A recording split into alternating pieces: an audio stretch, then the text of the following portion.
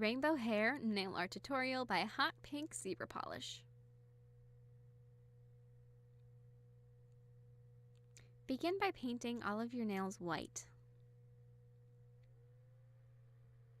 On your pointer nail using black paint, I'm going to be painting the outline of a woman's face. So not like if she was looking at you, but like the silhouette of her face. And it doesn't have to be perfect at this stage. In fact, if it is, all the power to you. Mine wasn't, I know it wasn't. Just get it as good as you can at this point. It's like you're sketching it in. This is a first step. So now I'm going to be starting to fill in her hair, and I'm going to be using purple paint, and it's a pretty dark color of purple. And so I'm just going to go, and I'm almost going to add like a layer going around her face. And I'm also going to leave a really thin little white line right above like where her forehead is for the partner hair. So now I'm going to add a layer of blue just like I did the purple. And if you can, it's not necessarily easy, especially since acrylic paint dries so fast, but just sort of blend them together just a little bit, even if you just overlap them, just so that it looks like it's a progressive thing. So then add green, and keep in mind what color was the last color in that corner that's toward your middle nail. So you want her face to be facing your middle nail. So continue to add colors wherever they fit. I'm now doing yellow, and then orange, and yellow and orange. This is going to be a really hard area to blend just because the colors are so drastic. And then lastly, pink. So then on your middle nail, since I finished with green in that corner on the other nail, I'm going to start with green so it looks like they just sort of continue. And then I'm going to do yellow. And now with the orange, I'm going to blend that into the yellow again as best as I can. But then I'm going to drag that down into some swirls so it looks like the tips of her hair.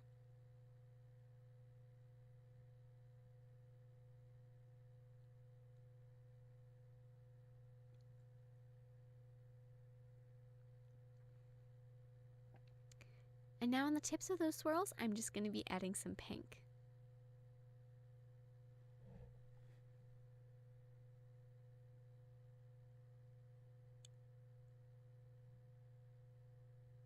So now I'm lining my nails up just so that you can sort of get the hair direction.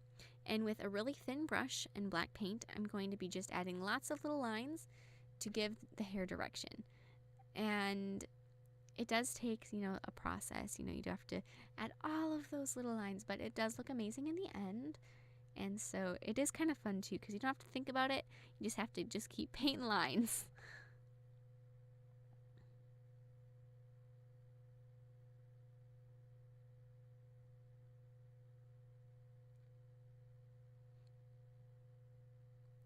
And then also add the lines of the hair direction on the top of her head too. And this will also help mask the areas that the paint may have not blended very well. It's going to make it look more like a smooth gradient. So now with white, I'm going to go through and I'm going to touch up her face. If your face doesn't need it, awesome, good for you, mine did. There's no problem with fixing things. So on your pinky, I'm just going to start by painting a large pink swirl. It keeps going until it hits the end or the edge of my nail. And even I did continue it after it hit the edge of my nail a little bit, just so that it was a lot of pink. I like pink. And then inside the pink swirl, I'm going to be adding orange and continuing the orange up and around just like I did the pink. And filling in the remaining space with yellow.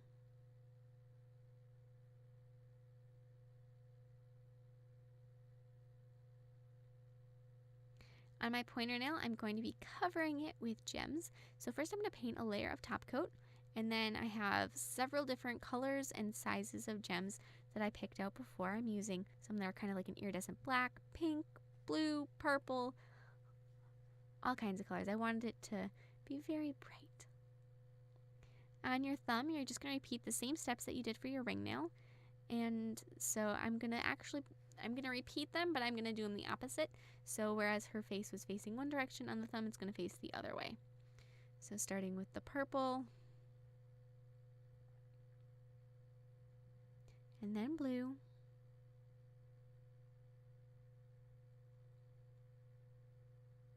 green,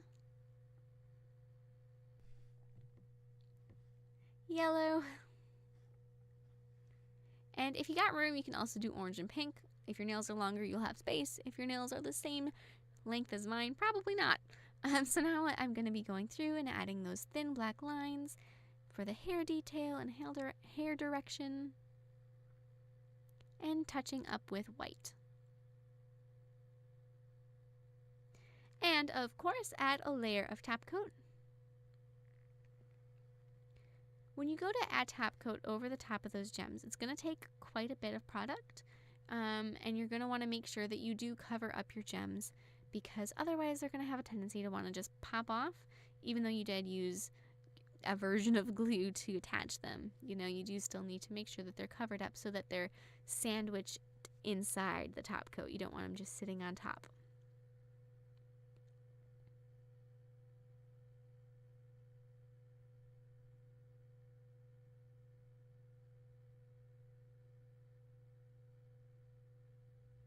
Thank you so much for watching. I hope you like my design. Please share recreations with me on Facebook, Twitter, and now Instagram. I would absolutely love to see them. I'm sure they'll be beautiful. And I will see you in my next video. Bye!